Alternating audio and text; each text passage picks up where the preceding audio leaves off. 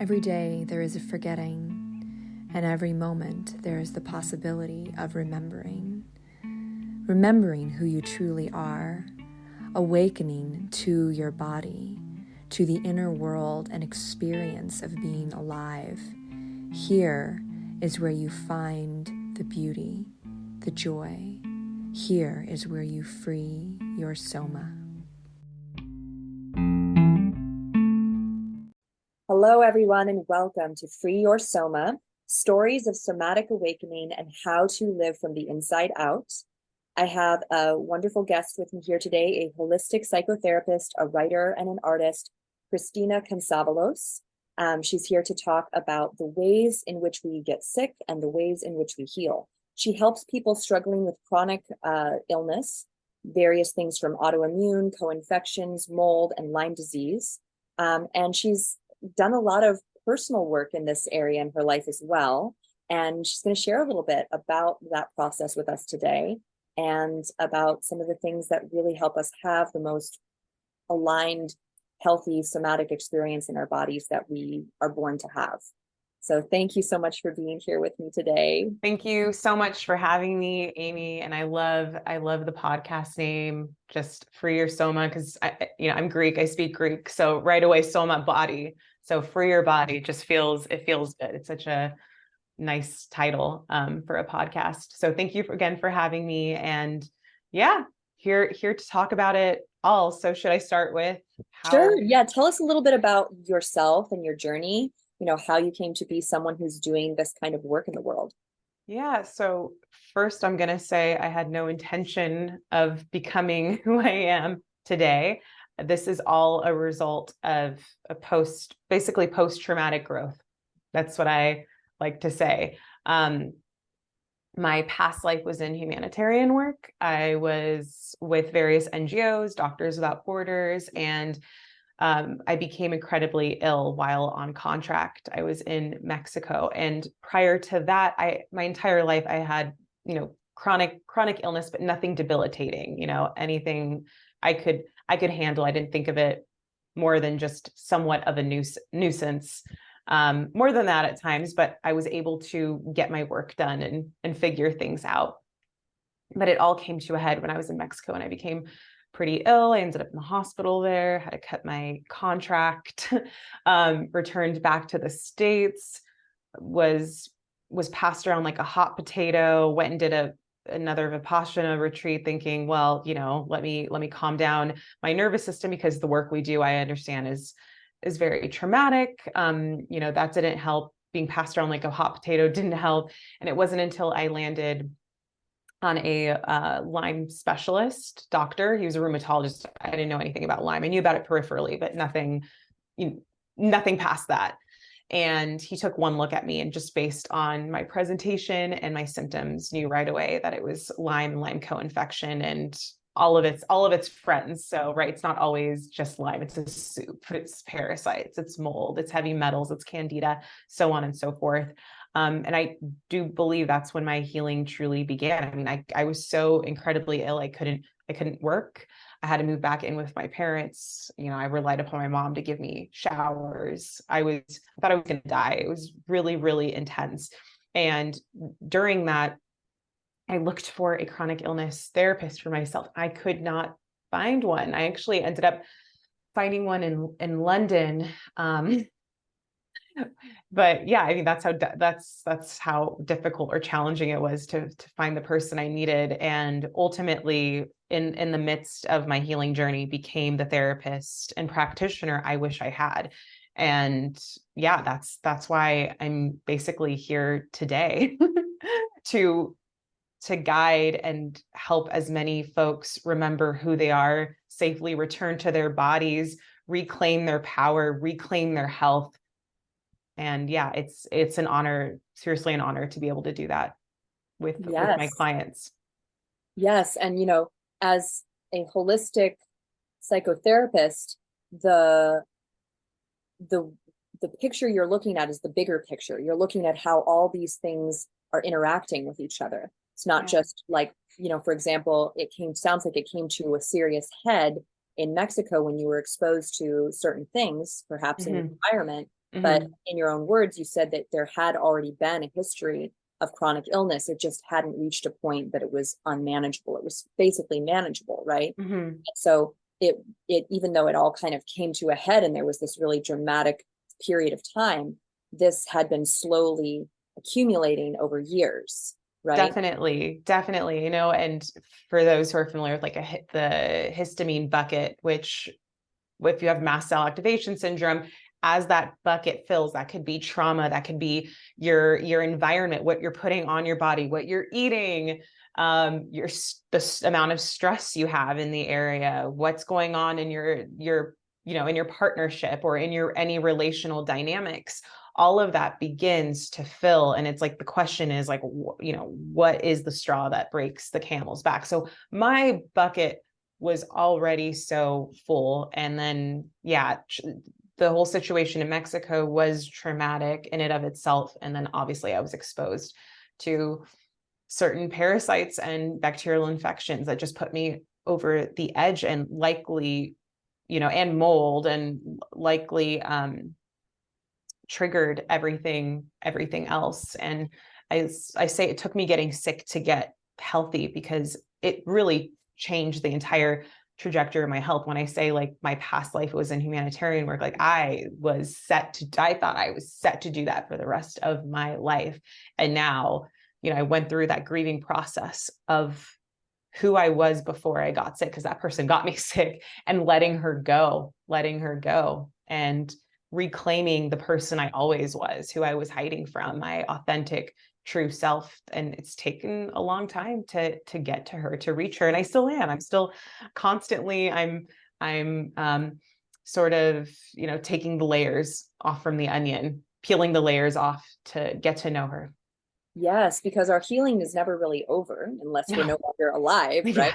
Yes. Constantly being exposed to whatever, you may just go into somebody's house and you don't know, but there's mold in that space. Sure. Or you go to eat something and there's certain bacteria in that food, right? And then there's ongoing stress and tension. And sometimes we are better at handling it than other times in our lives for various reasons. And so there's just a constant process of taking care and a constant process of healing that's going on every day. I mean, even from just like how much sleep we're getting at night has an impact, right? Oh yeah, all of it. Our sleep hygiene is huge. Hygiene in all areas: energetic, relational, food, et cetera, et cetera, et cetera.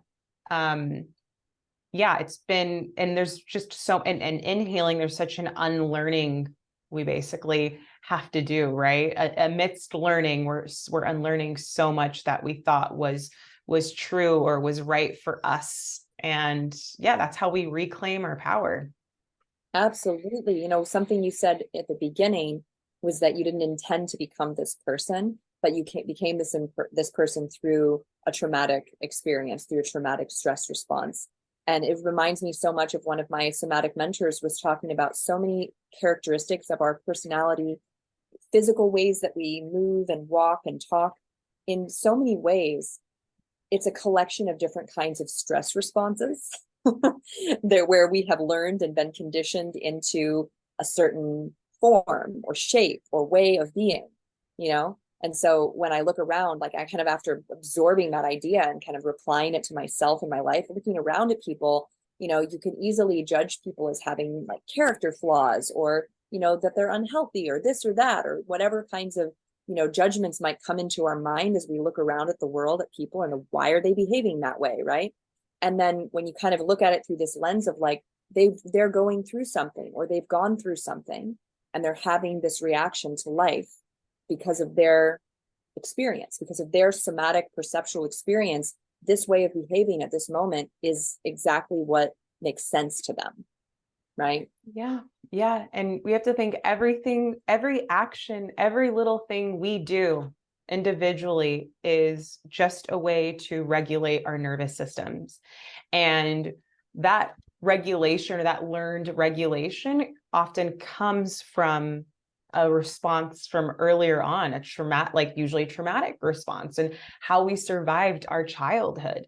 And looking at it from that lens and understanding like, cool, that got us through our childhood, but Is it helping us thrive in our adulthood? Does this still make sense for us now? Like, we are safe right now. Do we still need to be responding this way and doing these things? And for me, I can speak to the fact that I'm a recovering codependent, people pleaser, overachiever, all of these things that I felt I needed to be as a child in order to survive, to be, continue to be included in my family. And now it's like, that's not necessary. Like, what I need is rest and balance and tranquility and peace and compassion and understanding. But it's something it doesn't happen overnight. We have to constantly like learn and unlearn and what we choose. Absolutely. Yes. And so much of our conditioning is largely, unconscious until these kind of things happen, where you have an illness or you have a relationship end or you have some catastrophe occur in your life. And then all of a sudden you're looking at how you've been living or how you've been operating. And then the things that aren't working start to stand out and like stick out, and you can't ignore them. Right. Exactly. So much of that, I had to take a really good look at in myself to figure out, is this me? Is this in alignment? Can I let this go? Is this serving me any longer? So much in that. Yeah. And I mean, I kind of almost like a good analogy for this is like when you do like a food elimination diet, or change the way that you've been eating. Because a lot of our eating it's habitual. We just eat whatever our parents fed us, whatever our culture, promotes, whatever kind of culture we happen to be in. And we don't think a whole lot about it until something happens or until we're starting to have some kind of health issue. For many people, it might just be as simple as like, oh, I want to lose weight, right? And so then they start thinking about what they're eating. But, it can come in from all different directions. And chronic illness, definitely there is like a strong intersection between chronic illness and like what we're consuming on a regular basis. I know from my own personal experience, right? And when you do like an elimination diet and then you start adding stuff back in, you start to notice that thing that stands out, like, oh, like now I notice how I feel when I eat this thing, right? Because I tried something different, because I was outside of my habitual pattern long enough to feel that result of that thing. Did you say a little bit about that? I mean, because you went exactly.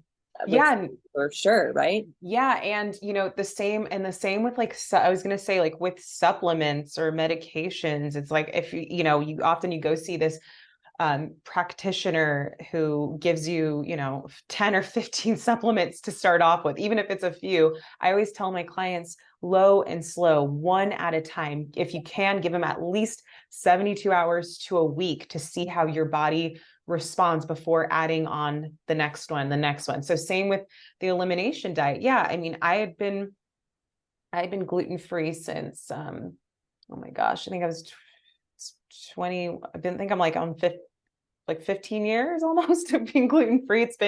It's been a minute, but even with that, I did an elimination diet and slowly added one ingredient at a time to see what was causing my symptoms. And at that point, it was very obvious. It was gluten. And when the mast cell stuff came up, and that's basically like an extreme histamine response, often caused by Lyme disease and co-infections. That too, I mean, I was down to 20 safe ingredients I could eat without needing an EpiPen beside me.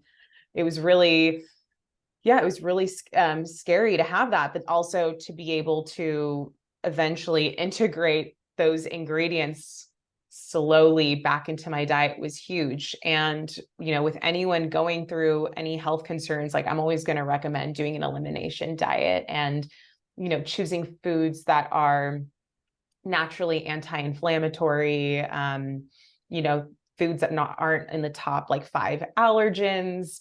And yeah, just checking in with yourself to see how you feel. And I created a journal when I was really, really sick for this exact reason, because I was seeing my doctors maybe once a month, but the magic happens in between. And I needed a way to track my health between food and its relation to my mental health, to my menstrual cycle, to my bowel movements, to my sleep hygiene. All of it is connected.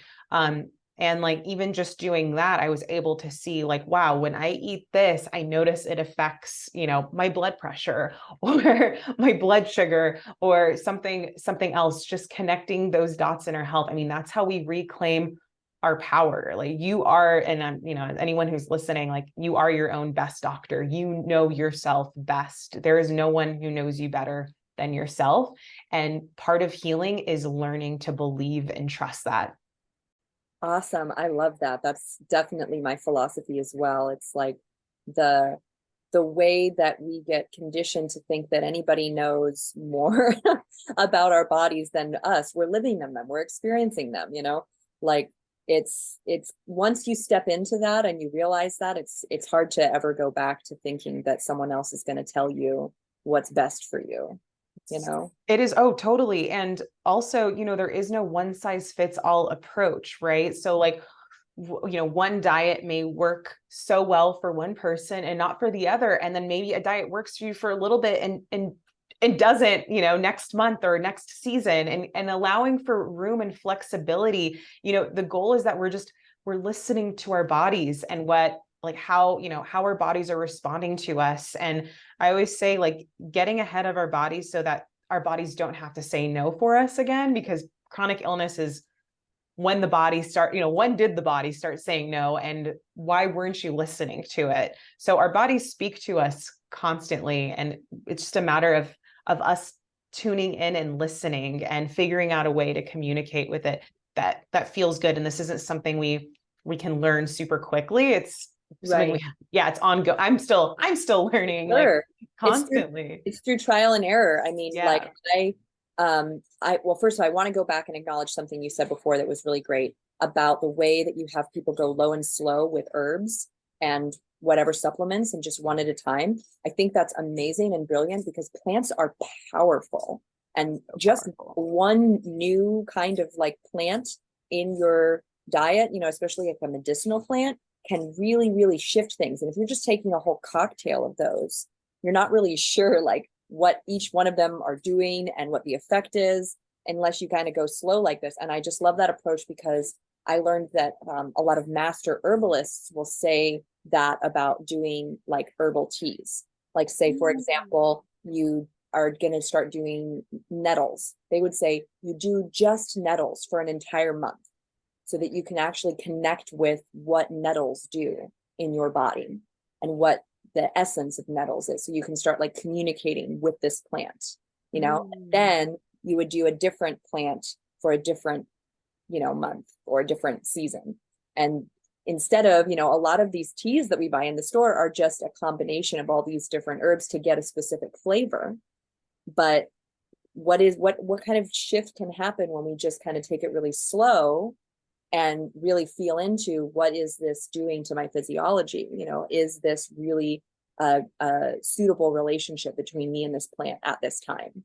Oh, I love that. And it's all about just slow living. Like, we live in a culture that everything needs to happen so quickly, food and work, and like there's an urgency behind everything. And that's so dysregulating to our nervous systems, that we're not taking like the time and the energy to really get to know what we're doing, and to really think about how does this feel in my body? Is this in alignment? And it's funny you bring up nettles. I recently started integrating them into my daily living.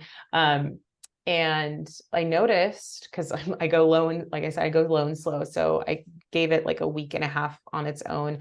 And I'm like, wow, I noticed that I'm using the restroom a lot more. And turns out it is a diuretic. So like, usually I don't need to pee in the middle of the night, but with nettles, I have been. So I don't know if I would have figured out that was it if I'd started it with, a bunch of different herbal remedies.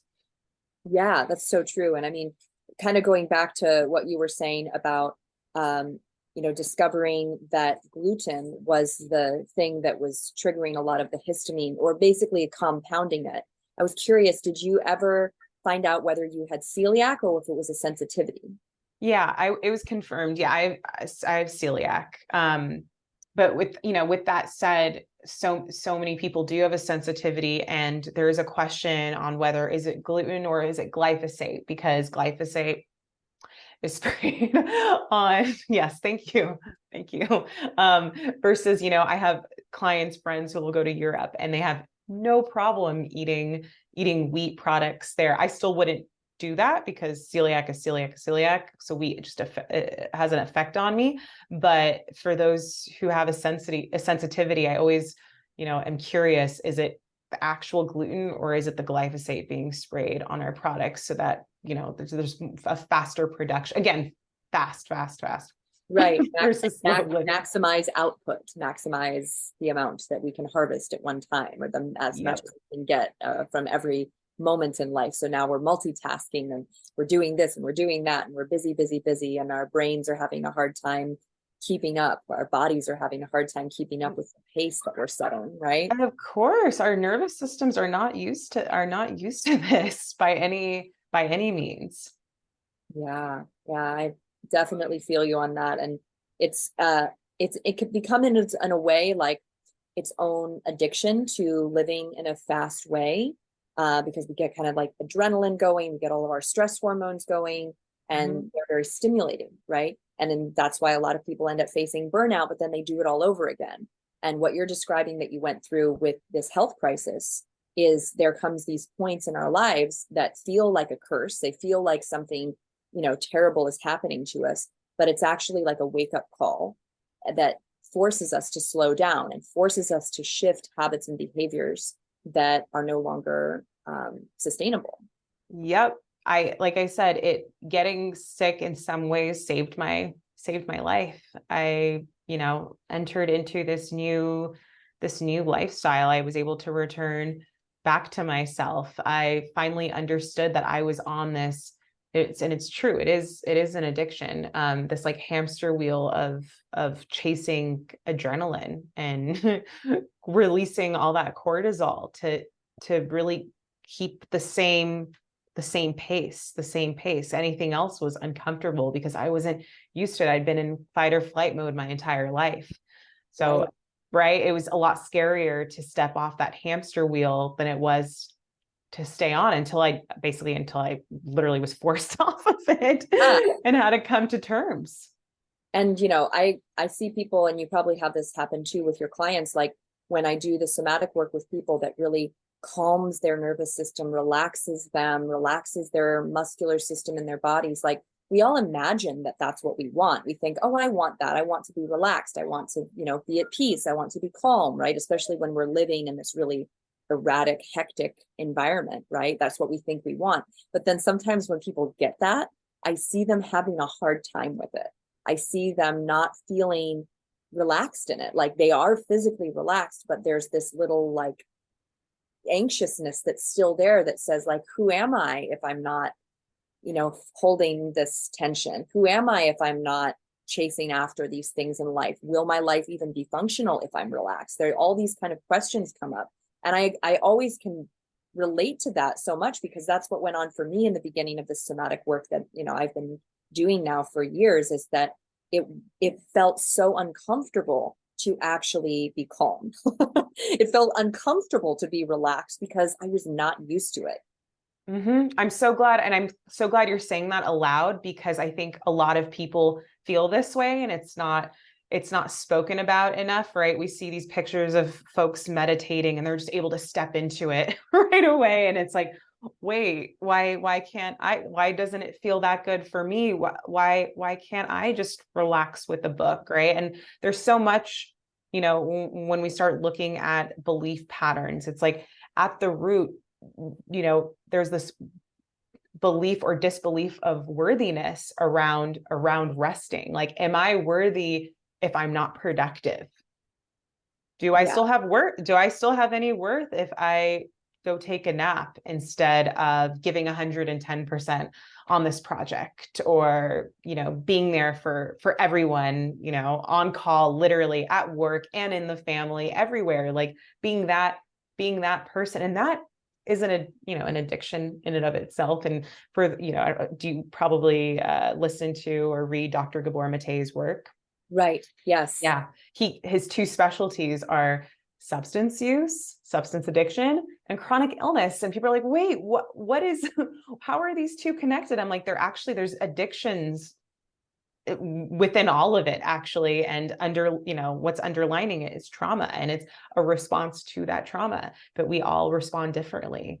Yes. And it's interesting too, because I feel like, sometimes when I would hear this kind of stuff in the past, like what you're talking about, the word addiction in and of itself has such a stigma, and it feels charged, like I don't want to think of myself as being addicted. I don't want to think of myself as an addict to, codependency, or to, the different adaptations that I've gone through, due to my trauma. And so it's like when we say you're addicted to your own stress, it sounds kind of like, it's like our minds have a hard time like actually accepting Sure. that it is in its own way an addiction, because we think of an addict as, kind of this helpless person who's doing, I don't know, heroin or something. We don't think of an addiction just as being this thing that you're compulsively returning to, even though it doesn't make sense for you to do that. Yeah, it's a pattern. It's a great way of saying a pattern you're compulsively returning back to. And why? Why must you keep returning back to it? Well, I could relax. I could not do that. I could figure it out. And it's like, can you? What will your life look like? What will that feel like in your body if you stop doing this? Yeah. It's often life-changing, and it shifts a lot of shit. Like when you and you're nodding your head because like the illness basically forced you into that slowing down, and then all of these different things probably started coming into your awareness, right, when you slowed down. Sure. Yeah. And my entire, for the most part, my entire life, I thought I was pretty health conscious, and I was taking the time off from work, and I was doing all of the right things as far as I knew at that time, but it was almost like I was trying to outsmart myself and my body in a way. And when I got sick, I was like, okay, yes, this is what they mean by slowing down. This is like, I got it. I finally understood it. But now, knowing what I know, and I'm sure you can relate to this, and anyone listening who has had to slow their lives down can relate. It's like, I wouldn't want to go back to that previous lifestyle. It has no allure to me at this point. Right. And I think it's because something else, a different way. And I think a lot of times it's difficult for people to surrender and to actually leave those patterns behind, because it's unknown. It's unknown still what that's going to be like. It could mean that they really can't work that job that they were working, or that they can't really have this relationship that they were used to having, because it's not actually going to be in alignment for them anymore. Well, there's more predictability and control in staying in the same situation, even if it's toxic or harmful, than there is stepping away from it. Yes. And that is a scary but true thing. Yeah, I feel you on that. Absolutely. So I would love to, we've kind of already touched on this, but let's kind of bring it all in a little bit and clearer. So we're talking about the ways in which we get sick, and there's multiple ways in which we become ill, and with something chronic or serious, like what you're talking about with Lyme, or with co-infections, or with this histamine load, right? Tell us a little bit more about just all the different factors that are influencing this over time. Yeah, so a lot of it has to do with the little T, I always say the little T's and the big T traumas we experience when we're younger. And generally, I found out not all therapists do this, but there's an ACE test, right? It's 10 questions, yes or no questions related to childhood. It's the childhood adverse. Oh my gosh, yes, yes.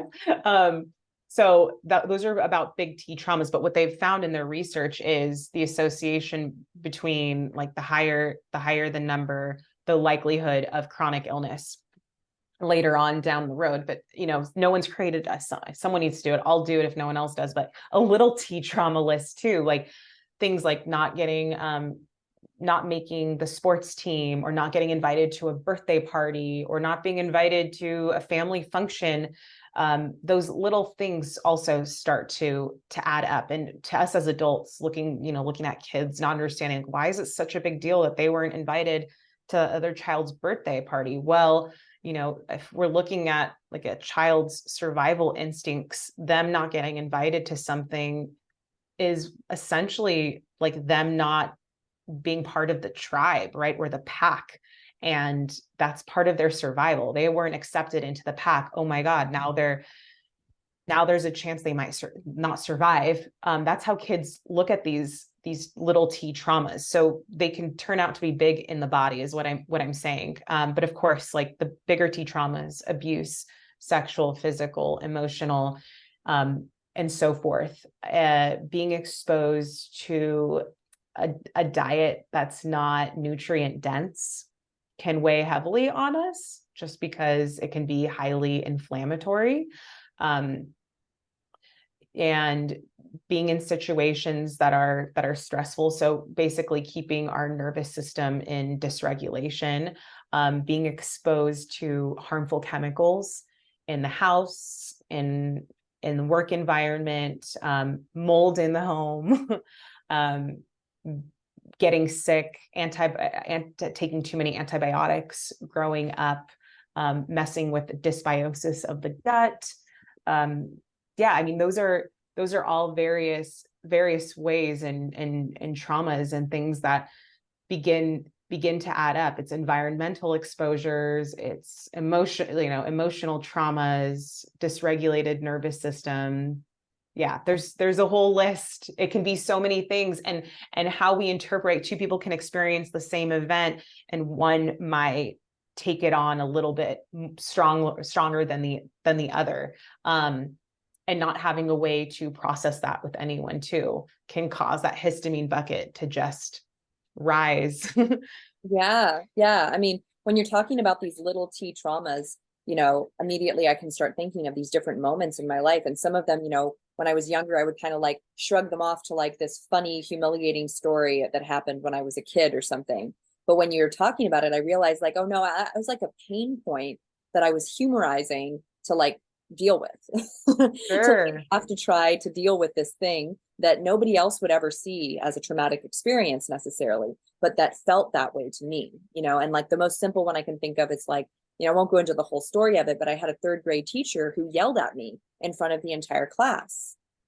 And I remember the experience so intensely because I was so deeply ashamed and humiliated. And I just felt like my body like crumpled up like a little piece of paper, when she did that, And like you said, that's not sexual and it wasn't even like she was abusive. She didn't call me names. She just raised her voice and scolded me in front of everybody, And so I think that would count as a little T trauma that Definitely. totally impacted my feeling of safety in a school environment, Definitely. And it was just one of many of these like small little things that happened during that time that really impacted me.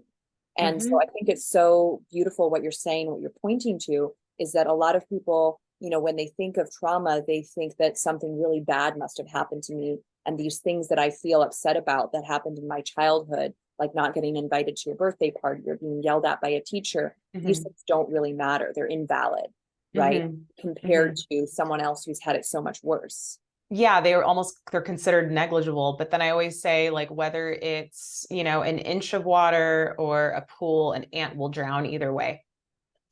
It doesn't, there's no need for us to compare our trauma or experiences with various traumas and understanding that, it is on a spectrum and we're all going to be affected in different ways. Totally. Yes. The other thing that kind of came up while you were speaking about all of this is just the ways in which we are constantly adapting over time and continuing to kind of move on and keep going despite all these different things that happen. And in some ways, it's quite miraculous, that our bodies can really carry so much and take on so much over time until there's this like stopping point where our body says, nope, no more, like we can't do any more now, but it speaks to the strength of like our human vessel and the strength of like our character. At the same time, like we're only going to be resilient if we can also downregulate, if we can also rest, if we can also recover from the things that happen. You know, so even though our body is like really capable of just like warrioring on, Mm-hmm. so to speak, I like that. yeah, and it's beautiful and it's amazing and like bravo, like thank you body, right? Like it's also, there's going to come these points where, you know, even just something as simple as like burnout, you know, which might be like multiple burnouts and then a chronic illness occurs, right, in a person, Mm-hmm. right? Mm-hmm. That there's got to be this balance, this kind of give and take between, you know, how much we are allowing to accumulate, Yeah, right? we can only allow so much dis-ease in the body before it turns into disease and sometimes something worse. Right. Yeah. Yeah. I feel you. And I've been, you know, when I was 11, I was diagnosed with hypothyroidism. I was having a bunch of different health problems. A lot of them were gut related. And I discovered at that time that I had food sensitivities. And so I've spent this whole, like, you know, 15, 20-year journey around food sensitivities. And I'm finally at the point in my life where I don't have food sensitivities anymore. And I'm really grateful for that. And then at the same Amazing. time, I'm like, well, the reason that I had food sensitivities was all of, you know, this myriad of things that went on during that time in my childhood, but also those things didn't get resolved. They kind of just continued until there was a shift in me, until there was a point, you know, with the somatic work that I've been doing, with learning about how my body works and learning to listen to my body, that things really started to like improve dramatically, you know? And so as I'm listening to you talk about this, it's like, I'm feeling like you're reminding me so deeply, like, yes, like these little signals that I'm getting about my stress levels, about, you know, and how whatever I'm eating or whatever I'm exposed to is, you know, it is affecting me. Those are all such important pieces of information, because I know that, you know, from my childhood up until, you know, my late 20s, I was struggling with my health, and I was struggling with my gut health, and I was struggling with all these experiences that I'd gone through. And even though I've released a lot of that, and like I'm amazed that I don't have like food sensitivities anymore, I know that the potential, you know, is still there if I don't continue what I've been doing that is working. If I don't continue with the tools, you know, that I have accumulated, you know, Mm-hmm. that it's like, you know, I don't want to sound like, you know, what's the word? Like kind of like there's like this warning in the background, but like some of that is appropriate. Like some of that fear of, like, for example, with you, you know, having bacterial infections again or something, I'm sure your mind goes there at sometimes, and it motivates you to take care. It motivates you to pay attention to what's going on, right? Oh, I mean, this is the rest of my, like, this lifestyle is the rest of my life. And I can tell a difference when I'm not taking good care of myself. I'm not prioritizing myself in mind and body and in spirit. All of those, you know, we're biopsychosocial spiritual beings, and all of those things need to be nourished and taken care of. And the moment I notice, I'm like, oh, I've been a little bit behind on this, not taking my Epsom salt baths, or I said yes to too many things. I will feel it. I will feel it. And it's a lot more dramatic than it was in the past, where I would just override it. Like, shh, you know, I just tell my body like, shh. You know, I would shush all my little warning signs and symptoms. And now it's like, they're very loud and clear because we have this communication going on. And so, you know, it makes me like step right back into it. And I'm not perfect by any means. I have days where I do not take the best care of myself or my body. It's just that it's a little bit more evident now than it used to be. I'll my body will, it'll snap at me. It'll yell at me. Right. Yeah. Yeah. And the relationship I had to that for a long time was like when I would be taking really great care of myself, and then I'd slip up, or I would, you know, do something that wasn't in alignment. I would like overcorrect. If you've ever done that, where you like Oh over yeah. yourself. And like sometimes that's actually like not helpful. Mm-hmm. Because, you know, I would do it by, I don't know, going like on a green smoothie cleanse or something. And then I Mm-hmm. would just be feeling overloaded with kale or something like 3 days. Yeah. And it was part of actually the dysbiosis that I had. It was part of the dysfunction that I had, that I did these things that I thought were going to be helpful, but were actually an overcorrection that went too far in the other direction. And just, it almost felt like it was part of the same cycle. And so now what I really practice, and I say practice because it's ongoing, when I have an experience where I'm like, oh my God, like I really wish that I hadn't ordered that at this restaurant. And then why did I eat it when I noticed that I didn't feel good while I was eating it? Oh, I felt like social pressure to like eat, or, I had this fear that like I wouldn't be able to get food some other way. And they're like, oh, that's not really true. You could have paused and not ate the rest of that and then gone and eat something else later, right? Like there's all these little ways that we trick ourselves in the moment, right? So when something like that happens, like now I don't overcorrect so hard. I try not to. I practice, okay, like what's something small and gentle that I can do to help myself feel better, to comfort myself. Right? I really like that's so true. And I think sometimes like when I do that, I try to be as compassionate as possible, because we have this tendency, right, to then go into this dysregulated state of we will shit on ourselves. Like, I should have done this, I should have done that. And it's like that only releases cortisol and puts us into this dysregulated state. So I go in like with a compassionate lens, and I'm just like, okay, why, it's kind of like what you said. You're like, for whatever reason, I finished this because I was nervous. Maybe I wouldn't have food afterwards, or maybe there was some social pressure. My friend made the dish and I felt like I needed to eat it. And so just being there with yourself and being compassionate you'll notice it will shift future situations where something like that will occur, right? But also, I want to mention too, right? We can sometimes leave this one addictive behavior of like, go,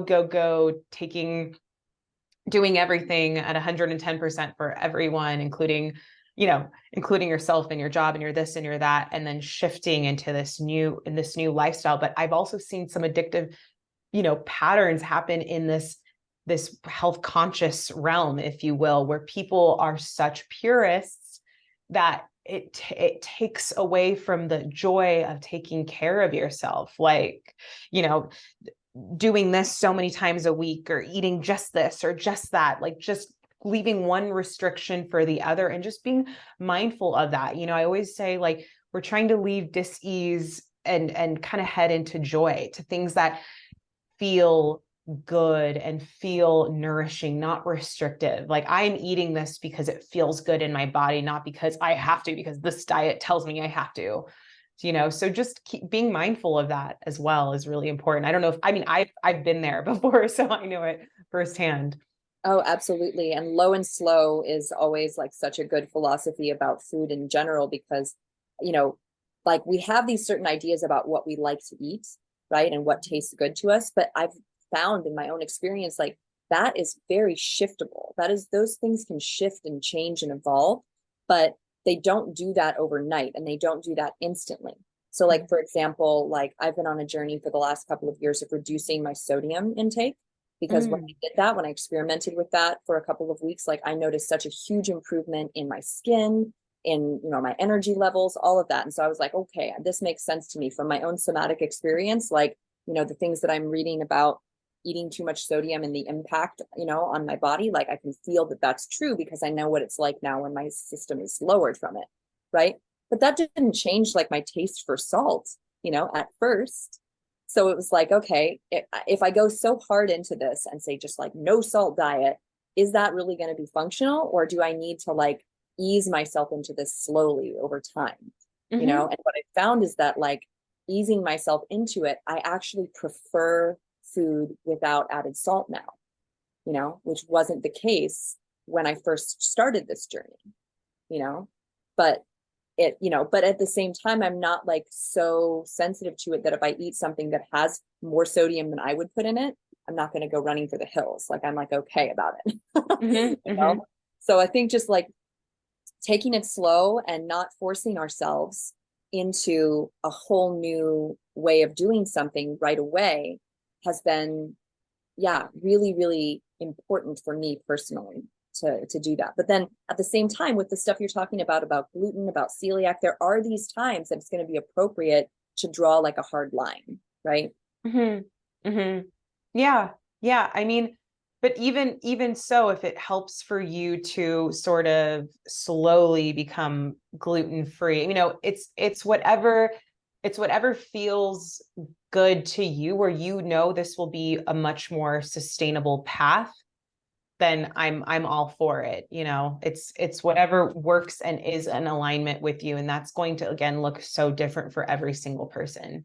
Right. Well, and that brings me to a question actually I have about celiac, because if you have celiac and you're having all these symptoms from it, and then you stay away from gluten, what's the amount of time that you need to stay away from it in order to start feeling better? And I mean, I'm sure there's other factors here, but just kind of generally from your experience. Sure. I would say like at minimum 2 to 3 months, but I've also heard other practitioners say 6 months.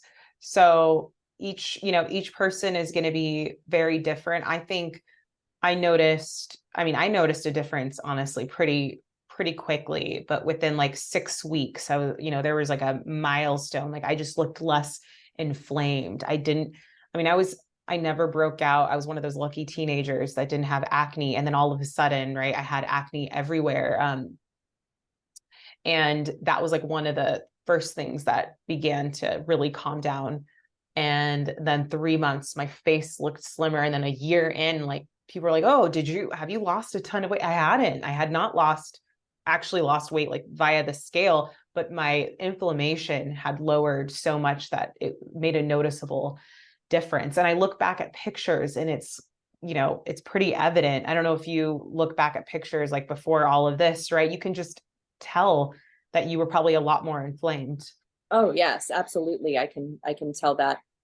Especially when I look back at my childhood pictures, because I'd say those were the times, childhood and my teen years were the times that I had the most dysbiosis, the most inflammation in my poor little body. But there were varying times in my 20s as well that I had it from drinking too much alcohol and the toxicity that alcohol, has on your system. And, can definitely see that. I used to be so fascinated by it. Actually, I would take pictures of myself, like, after a night of like partying or something, and my face would be like all super puffy. And I would be like, oh my God, like I don't even look like myself right now.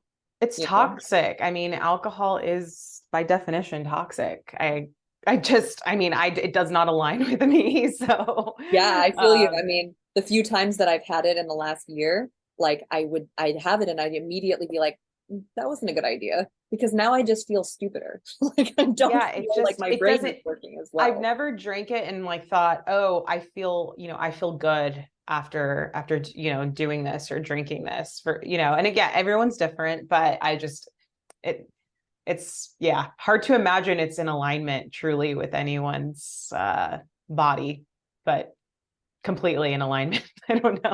Right. I mean, I guess that's the the idea that it and I've talked about this before, I think on one of my first podcasts, but the idea that they call it spirits because when you drink it, you actually sort of like fracture or splinter your energetic field a bit, and it allows for other kinds of energies to come, float around and hang out, right? I've heard that before too. And I'm like, okay, so if there wasn't another reason to not drink it, but yeah, when I was younger and I would partake, it just never felt good. Just, I would end up inflamed. And you'll see pictures too, people who were drinking regularly versus those who now have stopped, and you see such a difference in their face. It's amazing. Yeah, and I know everybody's body is different, in terms of how, depending on what's going on in our microbiome, that we process like plant foods. But I will notice that, especially with my parents who have gone plant-based in the last year, and particularly like my father, who was beforehand, before he went plant-based, he was eating chicken like every day, and a lot of like animal fat every day. And the shifting that happened in his face when he just went for less and less of that and more plants, I felt like I noticed a noticeable difference in his face as well, with that lowering of inflammation. Right.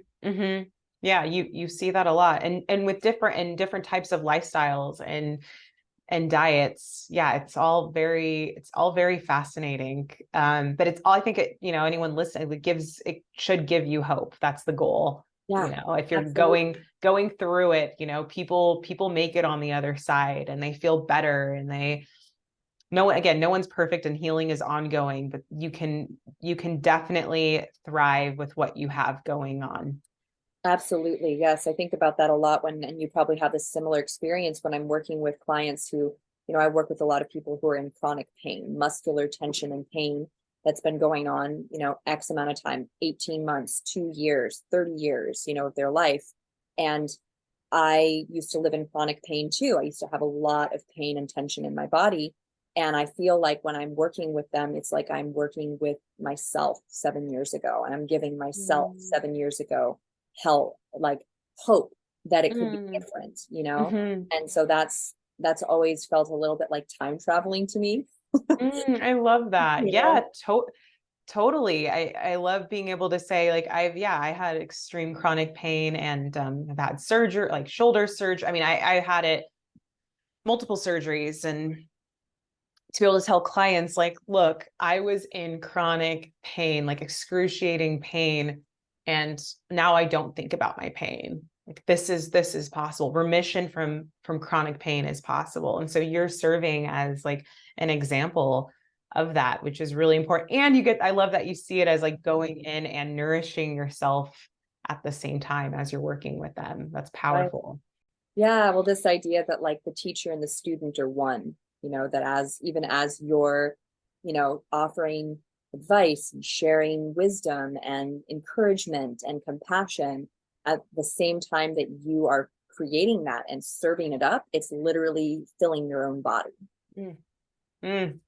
I so love it. I so love that. And yeah, I walk away, and I'm sure you do too, from sessions too, just learning so much about myself, them, the world, and how we all relate. And yeah, they're just as much the teacher as they are the student. And yeah, it's important to cultivate that kind of energetic setting and dynamic.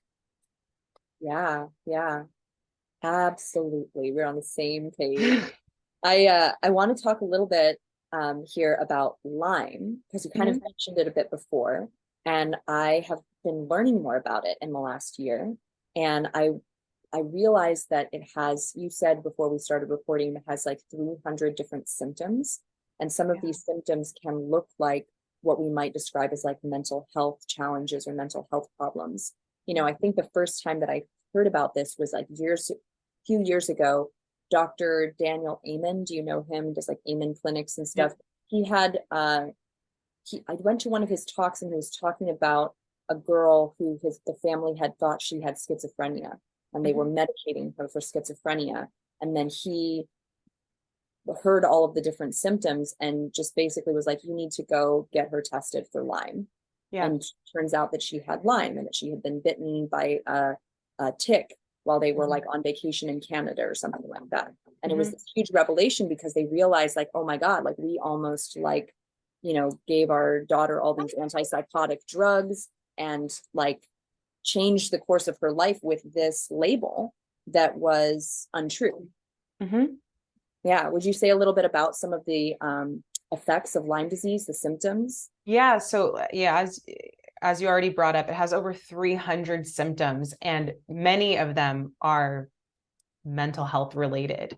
So when someone comes to me and they're this happens, so someone will come to me and they're very confused. I'm having all these weird symptoms. Doctors can't figure out what's going on with me. It's that whole idea of like being passed around like a hot potato, and they want to get to the root of it. Or they'll say, I'm ready to accept the fact that no one's ever going to figure this out for me, and this is it. So um in my practice, it is a requirement. I have two requirements. One is that you do see a root cause specialist, because Lyme co-infections, Bartonella, Borrelia, Rocky Mountain spotted fever, all that are, passed from a tick, and now, you know, it's rumored that you can get them via mosquito, or it could be sexually transmitted. So there's a lot of debate around that, but for sure they're, you know, they're transmittable through ticks.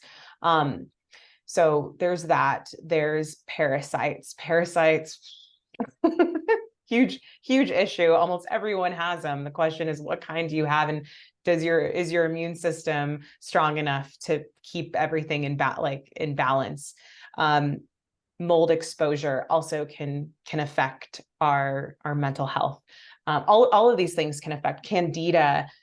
All of these things can affect, it's all interconnected, interwoven. And I've yet to see Lyme get diagnosed without those other ones. It's a soup. I call it a soup. Question is, what's in your soup, and how much of each ingredient is there? How much is it affecting you? So yeah, anyway, these Lyme, what I have seen, anything from obsessive thoughts to something called Lyme and Bartonella rage, where you actually have rage, schizophrenia, bipolar disorder, anxiety, extreme anxiety, depression. And I've seen these all be related to Lyme, to the other things I mentioned, and become resolved once treated. That's the most amazing part. So yeah, you come to me because I'm a psychotherapist with these mental health concerns. I'm going to want to ensure that you are seeing a practitioner who's going to rule out that this is not being there, you know, this isn't being affected by something biochemical that I wouldn't be able to test myself. Yeah, so it's all interconnected for sure. And if you have any weird health symptoms going on, I'm still going to recommend that you see a root cause specialist. Right on. Yeah, this is very, very fascinating stuff, because I think we have this weird schism that's been going on maybe since Descartes or something, like this philosophical idea that our mind and our body are separate, you know, and that's just so not true. And things that are biochemical, parasites, bacteria, mold, all of those things can affect our mental, emotional, and basically our somatic experience in our bodies. Our perceptual reality can be impacted by these things. And so I think that it's so wise that you are pairing your services with people who can provide that kind of information to others. Yeah. And, you know, we're so lucky. We're both in Southern California. We have doctors here who accept insurance. That's not always the case in every state, to find doctors who really are true, like root cause, you know, functional medicine doctors who want to figure this out alongside you. You know, I get clients coming to me and they're like, well, this doctor says, oh yeah, this doctor says it's all in my head and I need to see a therapist. And I'm like, well, first of all, it's not in your head, it's in your brain, but that's not separate from your body. You know, this is all connected. One affects the other, which affects the other, which affects the other. It's super cyclical. So yeah, figuring it out one thing at a time. There's not one thing that's going to, just like there wasn't one thing that got you sick, there isn't one thing that's going to, you know, get you healthy. It's really testing out and trying out all the different things out there and figuring out what feels good and is in alignment right now for me. I love that. Yes. You know, I think about that with regards to, you know, the somatic work that I offer people is, you know, not everybody's in a place where that is the right thing at the right time, right? There's, you know, there's other things sometimes that need to happen for them before the somatic work is going to do the thing that it's going to do, right? Yep. You know, and so I really do appreciate that. And I have been slowly building my own network of other practitioners and people who can offer those things that I'm not qualified or that I'm not specifically trained in. It's not in my wheelhouse, you know, and really looking at, you know, helping a person to feel better. We have to help them address things from multiple different angles, right? Sometimes, I mean, every once in a while, and not just every once in a while, I definitely do have people who arrive at my doorstep who are like, I'm ready for this. And they really are. And it's just this missing piece in their puzzle, you know, and that's a beautiful thing. But then sometimes there's someone who needs some help in a different way before this fully clicks before this is the right thing, you know? Oh, I completely understand. Yeah, I will say like 1 every 10 clients is like truly ready to just dive in, right? They have it all. They already have their specials. They've been detoxing. They don't understand. They've hit this plateau. And that's the other requirement for me is neural retraining to get your body out of fight or flight. There's various programs out there. I'm like, you just pick whichever program is in alignment and you do it while we see each other, just to get folks out of fight or flight, because I get to meet anyone with chronic illness who isn't in fight or flight. And people forget there's 2 other F's. There's the freezing and there's fawning, people pleasing, overachieving, freezing, feeling debilitated, having that decision fatigue, staring at the wall, just confused on what to do next. These are all responses, and we can go in and out of all of them. But I've found that neural retraining really gets the nervous system at a place where, we can, or I should say the entire body into a homeostasis where we can then start doing like more somatic work, like somatic experiencing. And I do constructed awareness and EMDR, but I will not take someone there until their nervous system is at a place where they can truly handle it, tolerate it. Because I could potentially further dysregulate them, right? As practitioners, we have to constantly decide, are they ready for this? We're their guides, and we have to be very mindful of that. Ego removed, money removed. It's This is, and I get that feeling from you. And it's like, I'm here like working with this like beautiful human being who's entrusted me to guide them. Am I making the best decision possible in their next step? Totally. And I mean, I tell that to my clients right off the bat. I'm here to be like hold space for you, and I'm very, very good at that. And I'm also not a psychotherapist. And so the thing that I'm trained to do with you is very specific. And I am also, like I said, a compassionate human. And so if stuff comes up, if there are things that come up, like I am there with you, like 100%. And at the same time, for certain clients that, I have decided to take on, I've only agreed to work with them because they have a therapist that they're seeing simultaneous to me. Mm-hmm. Right? Mm-hmm. Because I know that they need deeper like integration, whether it's through talk therapy or whether it's through another somatic modality, like EFT, tapping, EMDR, or maybe they need to have that ongoing dialogue with someone who is trained at talking to them in this way and interacting with them in this way. Sure. And like I said, I'm a therapeutic human. Like I can be there with you as stuff comes up, but my wheelhouse is really this movement-based therapy and helping you to calm your nervous system. Those are the things that I do. Mm-hmm. So I'll let people know that right off the bat, just so that they're aware, and obviously like, my favorite client is someone like you, or like a therapist who's already done, these kinds of things, because they have a set of tool set, they have a toolkit of things that as these stored emotions come up in their bodies, that they have ways to immediately deal with them when I'm not there. Sure. Yeah. And I mean, I think calming the nervous system is one of the best things you can possibly do for yourself, because with a calm nervous system, your body can prioritize healing once again. When we're in survival mode, healing is on the back burner. Your body cannot prioritize surviving and healing at this. I always use the analogy of like your body, when you're in chronic fight or flight, your body thinks there's a tiger running after you or just walking behind you at all times. Is your body going to care about getting away from the tiger, aka surviving, or is it going to prioritize healing? Right. Yeah. So that includes, right, because clients are like, oh, I can tell I'm not absorbing my supplements or this food or this treatment or this, that, or well, how much of that can be absorbed and prioritized when your body still thinks that tiger is there? But you working with them to take the tiger out of the room, I mean, healing, I've seen it happens at warp speed at that point. Yeah. And I mean, that's, that is really what I feel like has made the biggest shift in me over time, is that my somatic practice, the movements that I do every day, they keep toning down my nervous system from that space, that baseline that I used to exist at. And over time, it's just gotten lower and lower and lower. Mm-hmm. It's simultaneous to the muscle tonicity in my body, but it's also something that's happening internally. And it's kind of funny because I was thinking back on something that you said earlier, where we're talking about the ways in which like we can trick ourselves. You said you were kind of trying to trick yourself into slowing down, like, oh, I slowed down enough. I took a day off, right? Yep. And I feel like that still goes on in me sometimes, like that reconditioning of myself to not trick myself into thinking, oh, I did it, like, for example, I can, do a short 12-minute practice of my movements that will like relax my body and tone down my nervous system.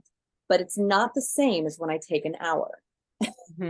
Oh, definitely. It's not the same when I take an hour. It's like we can eat like a healthy meal at lunch, but it's not the same as when we eat something for every meal that is nourishing and, healing to our bodies. Right. So there's these ways. It's like sometimes I feel like, oh, I did my 12-minute practice and I took the edge off, but there's something deeper that needs to happen.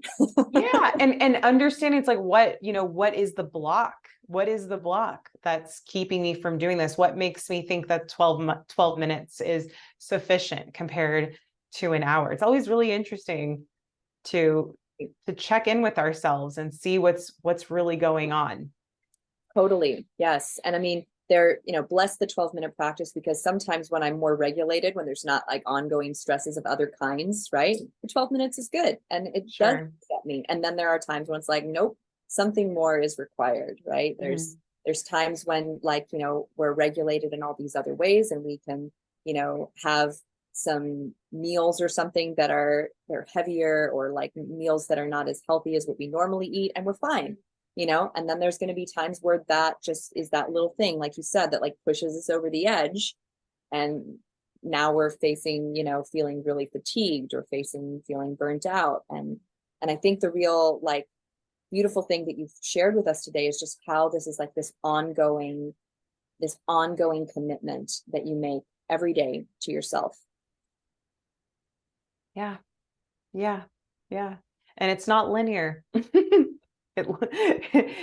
Healing's never linear. It's going to look different every single day. And just being loving and compassionate with yourself, and being proud of yourself for even being on this path, for choosing this every single day. It's a huge feat. It's a huge feat to wake up in the morning, right? And then anything past that, as I always say, is like an added bonus. But really choosing to nourish and take care of yourself is just wow. Like, thank you for doing that for yourself. Yeah, there's a lot of nobility in it. Definitely. Beautiful. Definitely. Yeah. It's been such a wonderful conversation. Thank you so much for joining me. Where can our listeners find you if there's someone here listening who's going, oh my gosh, like she's the psychotherapist that I've been seeking, and they want to reach out to you? Oh, yeah, I'd love to connect with anyone who's interested. You can find me at Begin Within Today, beginwithintoday.com. That's like my therapy and journal website, Instagram. And then I also have a gluten-free health travel health conscious publication called Buen Camino, and that's BUENQAMINO, like Buen Camino with the C, which means good, like wishing someone a good path, but the C was taken. So it's with the Q. So you can find me there, buencamino.com or at Buen Camino.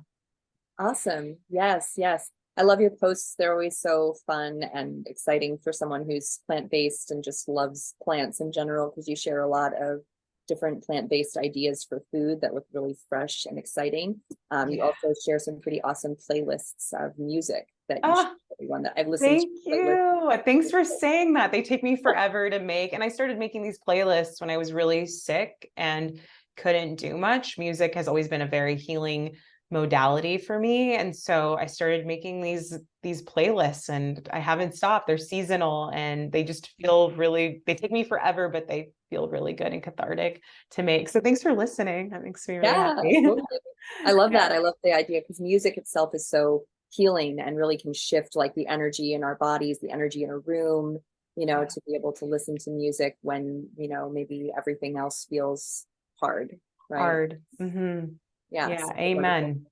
Amen. Yeah. Thank you. Thank you. Thank you. I want it to be just a resource page to really encourage people to choose their joy and what makes them feel good in life. Awesome. Well, Yeah. thank you again for coming on the show. We'll love to check up with you again sometime. Like I kind of, and I'll put this out there as a teaser. I would love to do kind of a whole like podcast expose online with like a little panel of like people who've been through it, because I I feel would like love it's this that. emerging topic and it's really important that people become more aware of this issue because I think it's a lot more widespread than we realize. Yes, agreed. And I cannot wait. You just tell me when and where, and it's going to happen. So yeah, thank you. I mean, it was just I hope I get to meet you in person soon and hug you. We're not far from one another. So yeah. Totally. I'll come out to Joshua Tree soon. Yeah. Please do. Please do. All right. Well, thank you so much. You're And thanks welcome. for listening to whoever's listening. See you next week, guys.